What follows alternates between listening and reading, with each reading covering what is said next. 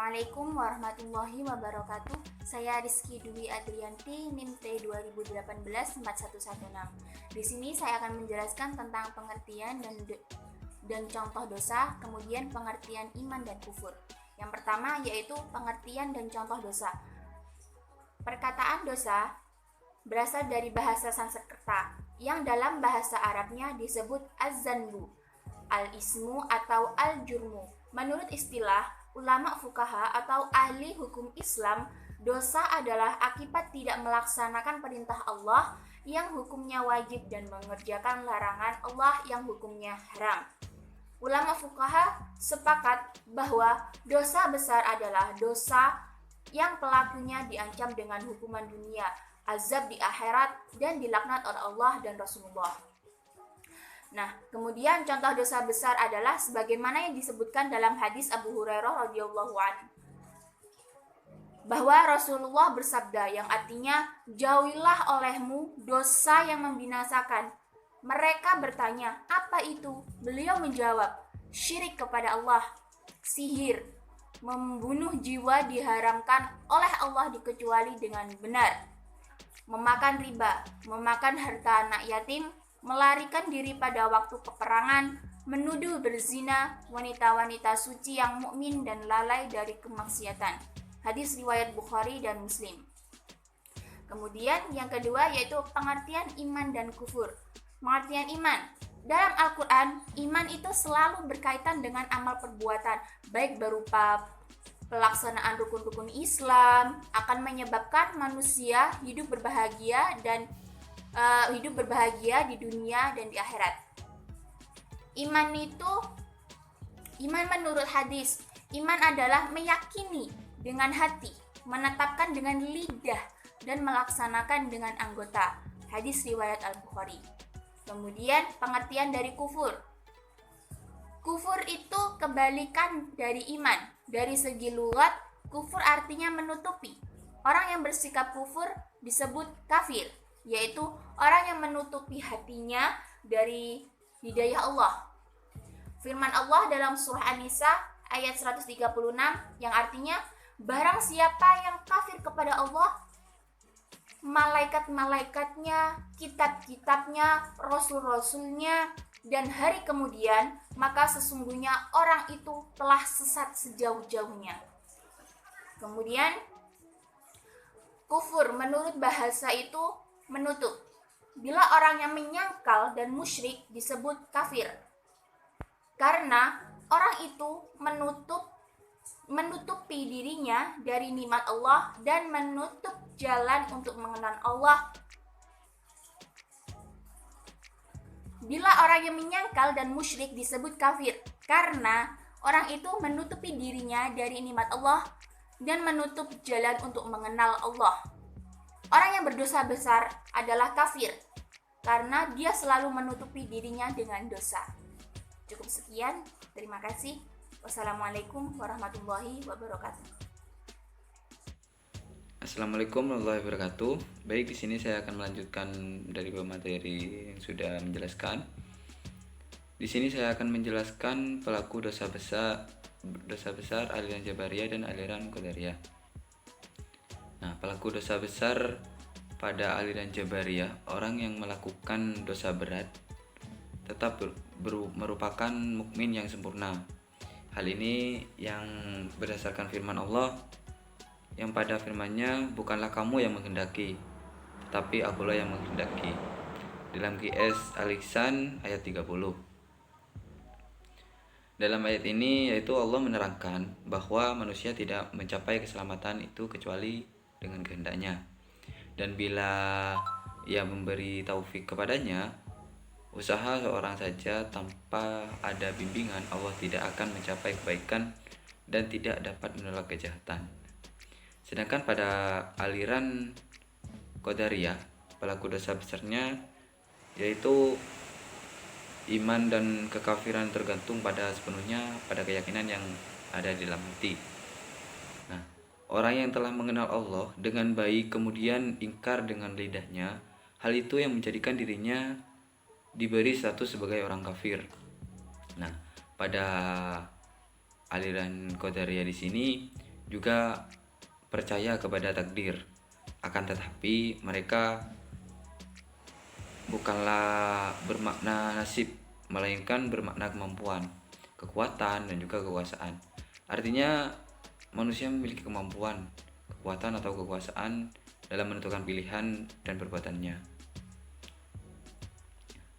Yang selanjutnya yaitu iman dan kufur menurut aliran Jabariyah dan aliran Qadariyah. Nah, menurut aliran Jabariyah, iman dan kufur itu adalah masalah iman dan kufur. Di sini iman dan kekafiran tergantung sepenuhnya kepada keyakinan di dalam hati. Dan orang yang telah mengenal baik dengan Allah, kemudian ikrar dengan lidahnya, tidak akan menjadi kufur karenanya. Bahkan juga menjadi kafir sungguh pun ia menyembah berhala, menjalankan ajaran Yahudi ataupun Nasrani, kemudian mati bagi Allah. Semua orang yang demikian tetap merupakan seorang mukmin yang sempurna. Nah, ini dibuktikan pada firman Allah yang pada firman-Nya, bukanlah kamu yang menghendaki tetapi Allah yang menghendaki. Sama seperti yang di atas, yaitu pada Qiyas Al-Lisan ayat 30. Nah, sedangkan pada menurut aliran Qadariyah, di sini yaitu manusia adalah pelaku kebaikan dan juga keburukan, keimanan dan kekufuran, ketaatan dan juga ketidaktaatan. Dari keterangan dari ajaran Jabariyah di sini dan juga aliran Qadariyah di sini merupakan hal yang terpenting harus dipahami, bahwa kedua aliran ini memunculkan alasan-alasan yang dan juga dalil-dalil serta pendapat yang demikian itu dengan maksud untuk menghindari diri dari bahaya yang akan menjerumuskan ke dalam kesesatan agama, dan juga untuk mencapai kemuliaan dan kesucian Allah dengan sempurna. Pada penghindaran di sini itu pun tidak mutlak dan tidak selamanya, bahkan tidak dirasanya akan berbahaya pula. Mereka pun tentu akan mencari jalan dan dalil-dalil yang lain yang lebih tepat. Mungkin itu yang bisa saya jelaskan tentang perilaku dosa besar, iman dan kufur menurut aliran Jabariyah dan juga aliran Qadariyah. Baik, saya undur diri. Saya akan pasrahkan pada presentator selanjutnya. Wassalamualaikum warahmatullahi wabarakatuh. Baiklah, yang selanjutnya yaitu aliran Khawarij. Nah, dalam pandangan Khawarij, iman tidak semata-mata hanya percaya kepada Allah, tetapi mengerjakan segala perintah kewajiban agama juga merupakan bagian dari keimanan. Nah, dengan demikian, siapapun yang menyatakan dirinya beriman kepada Allah Subhanahu wa taala, tetapi mereka tidak melaksanakan perintah-perintah Allah, itu dari pandangan Khawarij adalah kafir.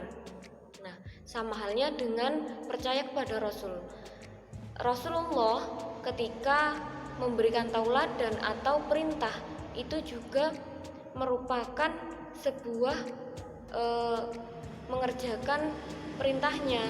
Jika tidak mengerjakan, maka mereka dianggap kafir oleh kaum Khawarij. Seperti itu. Nah, kemudian Khawarij ialah kelompok yang keluar dari golongan Ali pada peristiwa Tahkim. Mereka beranggapan bahwa Ali dan Muawiyah beserta pendukungnya telah melakukan dosa besar karena melakukan tahkim terhadap manusia. Menurut mereka, kaum kecuali Khawarij adalah pelaku dosa besar, itu merupakan kafir dan akan disiksa di neraka selama-lamanya.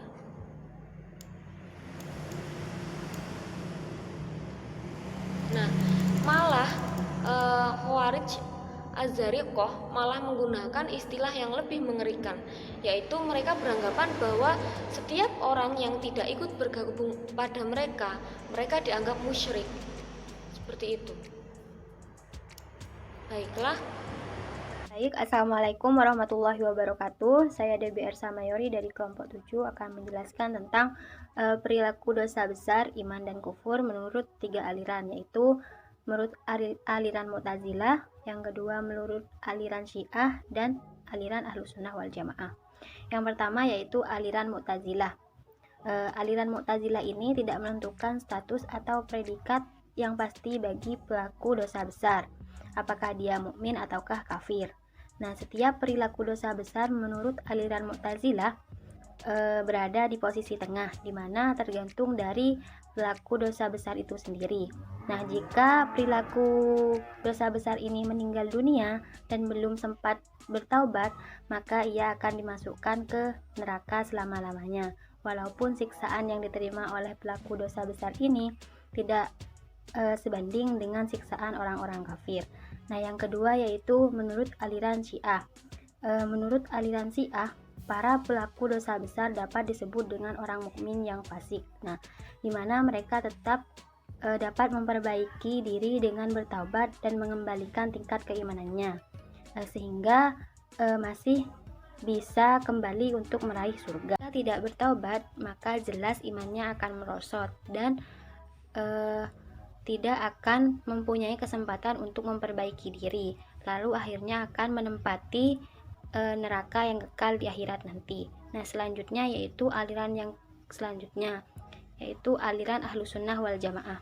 Menurut keyakinan Ahlus Sunnah wal Jamaah, perilaku dosa besar adalah orang mukmin yang fasik.